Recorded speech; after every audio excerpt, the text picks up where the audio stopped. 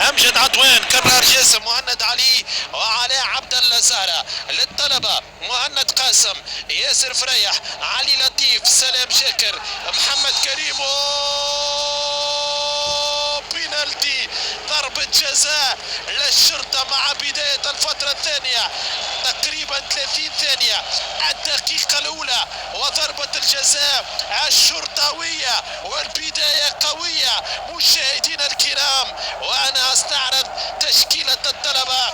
جاءت البلنتي وجاءت الركلة التي ممكن تكون منعرج المباراة.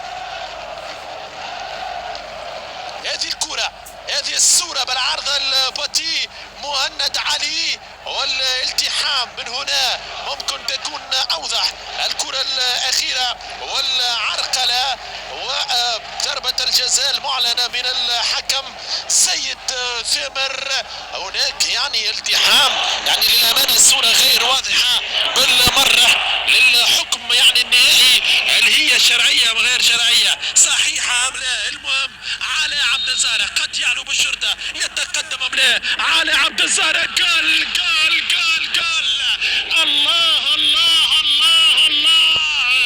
علي عبد الزهرة 1-0 يتقدم القيثارة الخضراء، يعزف أحلى الألحان وأعذبها في فترة ثانية في بدايتها. على يسجل الهدف الأول ورقم 15 لي الشخصي في موسم استثنائي للقيثارة للشرطة. 1-0 مشاهدينا الكرام. علي عبد الزهرة كرة في وسط المرمى ومهند قاسم يختار الزاوية اليسرى وافتتاح النتيجة والتقدم في السكار للشرطة. أي شوط ثاني ينتظرنا، أي شوط ثاني مشاهدينا أعزائي العراقيين. تعود مرة أخرى كرة وهجمة من مهند علي، مهند يدخل، مهند خطيرة خطيرة. جول جول جول جول جول جول جول جول جول جول جول جول. مهند علي المدمر السفاح علي مهند ميمي المهاري، ميمي الخرافي، ساحر لا يملك مصباح وإنما يمتلك لقدم ذهبية.